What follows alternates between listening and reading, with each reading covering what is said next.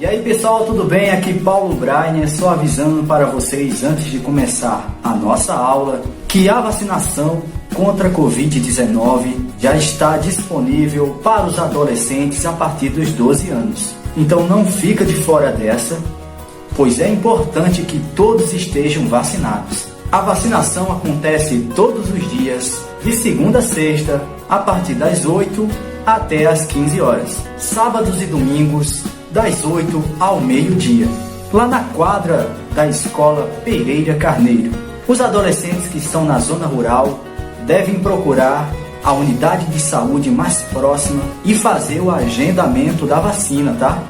É importante que vá acompanhado de um responsável maior de 18 anos.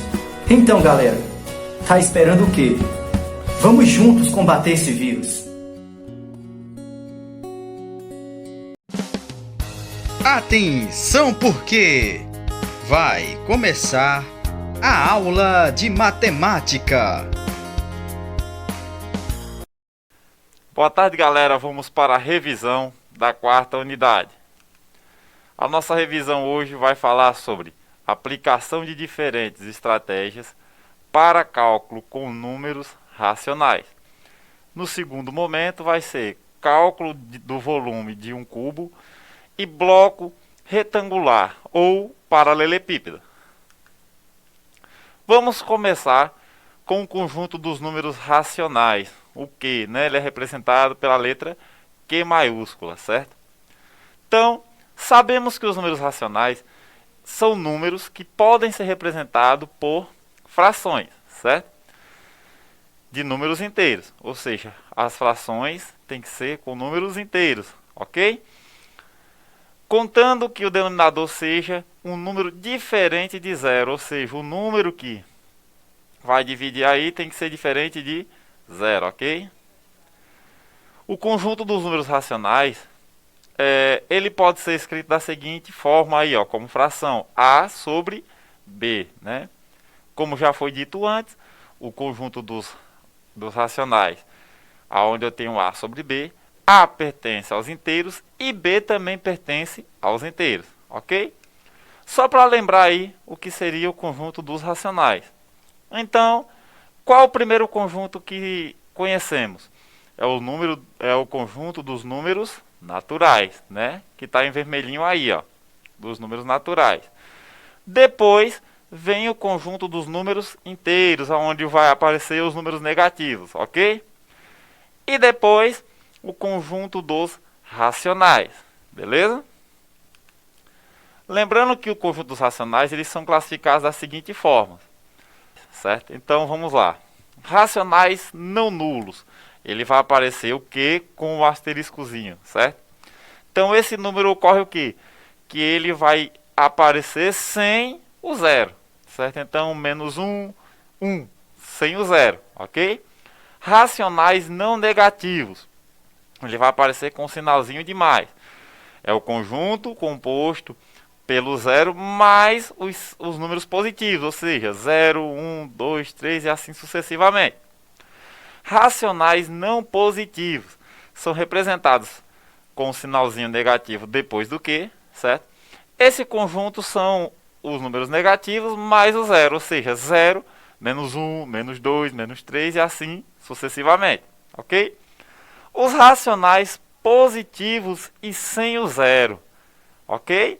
Então ele vai aparecer o seguinte, ó, os números positivos sem o zero, beleza? E os racionais com o asterisco e o negativo. Então o que vai acontecer? Vai aparecer os conjuntos dos racionais negativos sem a presença do zero, ok?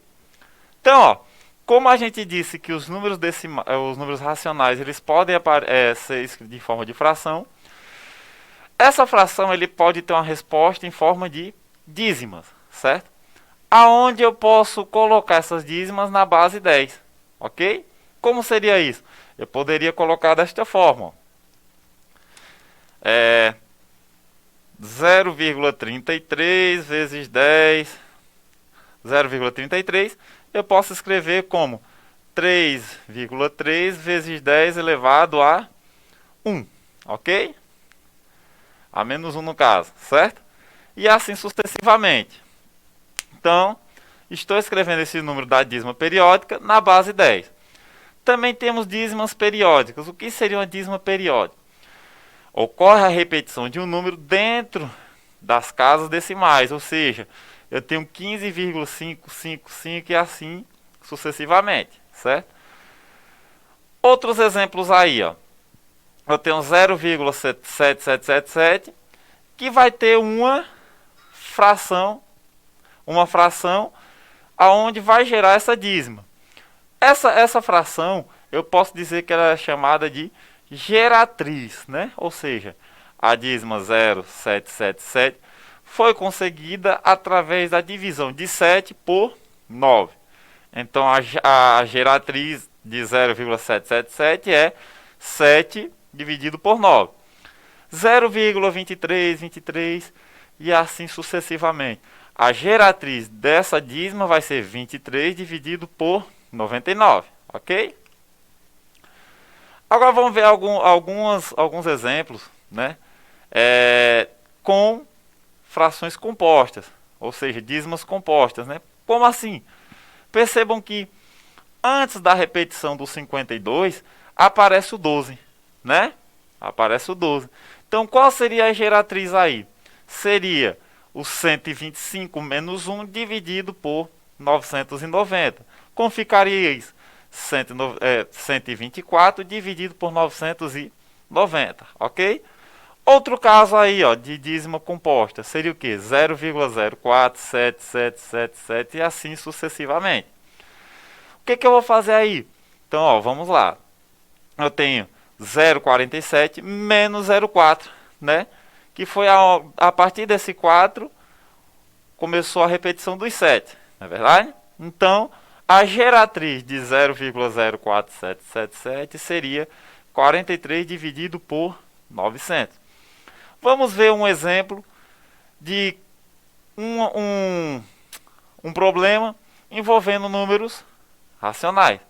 Então ele diz o seguinte, ó, um prédio recém-construído teve 1/3 dos seus apartamentos vendidos e 1/6 reservado por pessoas interessadas. Sendo assim, responda: qual a fração dos apartamentos que foi vendida e reservada, ok? Então, ó, percebam aí,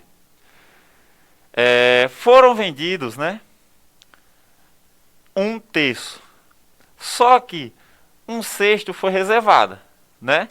Então, fazendo ali o MMC, eu tenho 3 e 6, né? Porque são os números que estão dividindo as frações aí, a soma das frações, né?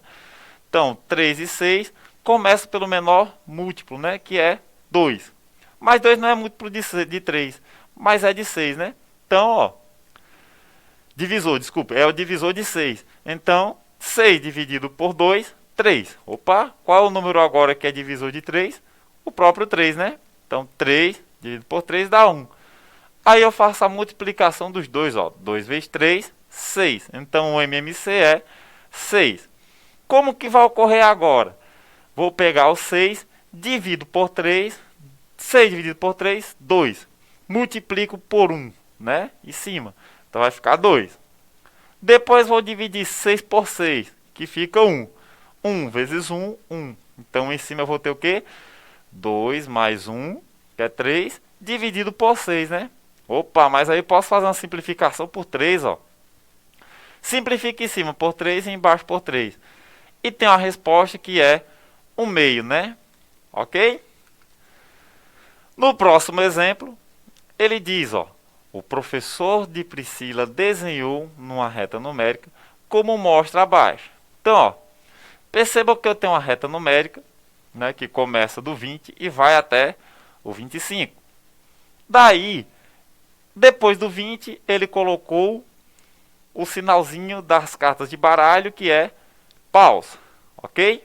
Depois do 22, ele colocou o copas, ok? Que é o coraçãozinho. Depois do copas, ele colocou a espada, né? Que é esse símbolo preto após o coraçãozinho aí. Depois do 23,5, ele pula um tracinho e depois faz uma figura chamada ouro, né? Lá no baralho é chamado ouro. Aí vem a pergunta: qual figura representa o número 22,5? Aí é só analisar, ó.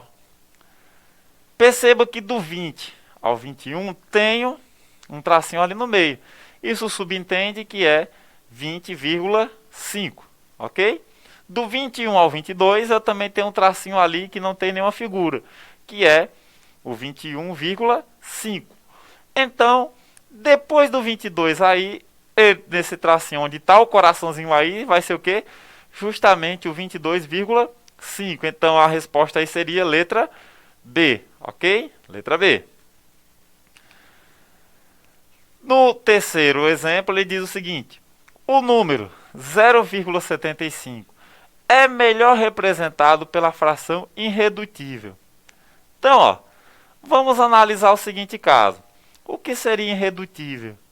É porque não tem um número que eu simplifique em cima e vou conseguir simplificar embaixo pelo mesmo número.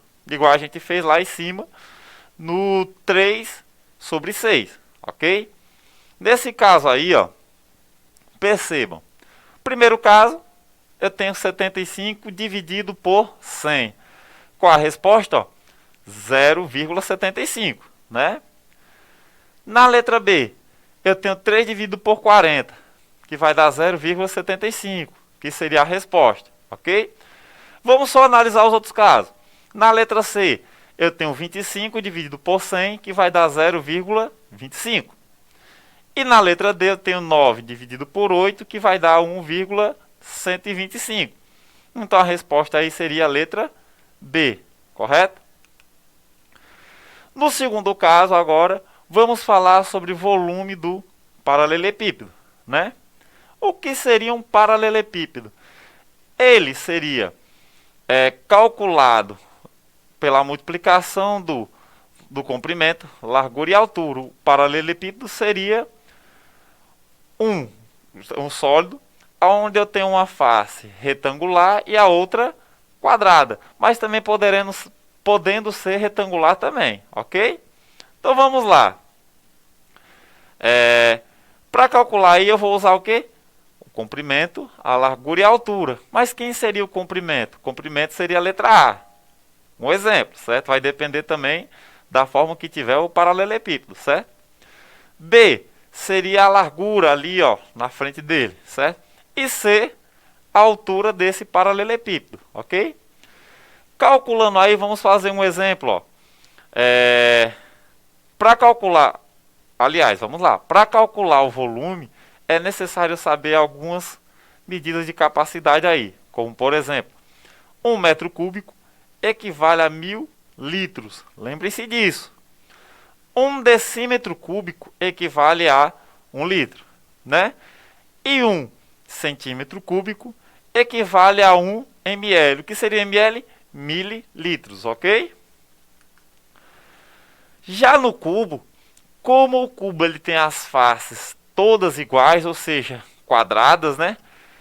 O volume é mais fácil de calcular. Então, eu posso calcular o volume como A ao cubo, ou A vezes A, que seria comprimento, largura e altura, ok? Como A ele vai se repetir 3 vezes, eu posso escrever ele da forma A ao cubo. Vamos aos exemplos. No primeiro exemplo, ele diz o seguinte: um aquário possui o formato de um paralelepípedo com as seguintes dimensões. Então, ó, eu tenho um aquário aí nessas seguintes dimensões: 50 centímetros, 20 centímetros e 15 centímetros. 50 centímetros seria o comprimento desse aquário, certo? 20 centímetros seria a largura desse aquário e 15 centímetros a altura. Aí ele pergunta: determine quantos litros de água são necessários para encher o aquário. Então, lembrando lá da formulazinha, só eu fazer comprimento vezes largura vezes altura, né? 50 vezes 20 vezes 15, que vai dar um total de 15.000 centímetros cúbicos de água. Mas aí, digamos que eu queira saber ele em mililitros, né? Então, ó, 1 centímetro cúbico equivale a 1 mililitro. Só que obteve quantos mililitros, quantos centímetros cúbicos? 15.000 centímetros cúbicos, né? Fazendo a regra de 3 aí, eu tenho que o aquário comporta 15.000 mililitros de água, ok? Ou 15 litros, né? Vamos lá para o próximo exemplo. Nesse exemplo, vamos ver, devido ao aumento na venda de bancadas de mármore e granito, o dono de uma marmoraria instalou em seu estabelecimento outra caixa d'água com formato de paralelepípedo retângulo, cujas medidas internas são 1,7 metros de comprimento, 1,5 metros de largura e 5,6 metros de altura, certo? A pergunta é, qual é o volume interno dessa caixa d'água? Então, só é lembrar, ó, volume é igual a comprimento vezes largura vezes altura, certo? Então, o volume aí de 1,7 vezes 1,5 vezes 5,6. Fazendo os cálculos, eu sei que o volume vai ser de 14,28 metros cúbicos, ok? Letra A, beleza? No seguinte exemplo, temos a figura abaixo, aonde diz, na figura abaixo, tem-se uma caixa sem tampa que foi preenchida com cubos, cujos lados medem 1 centímetro. Qual é o volume dessa caixa? Então, ó, ele diz que os lados de cada cubinho equivalem a 1 centímetro, né? Então, ele quer saber o volume da caixa. Muito fácil. Embaixo vai ter 5 cubinhos, certo? Subindo, tenho 4 cubinhos. E a largura aí vai ser de 3 cubinhos. Então, só lembrando, ó, comprimento, 5 cubinhos. Altura, 4 cubinhos. E a largura da caixa vai ser de 3 cubinhos. Então, fazendo os cálculos, eu tenho 5 centímetros de comprimento por 4 de altura vezes 3 de largura. Então, 5 vezes 4 vezes 3 vai dar 60 centímetros cúbicos. Ok? Letra A também. Então é isso aí, galera. Boas aulas e até a próxima.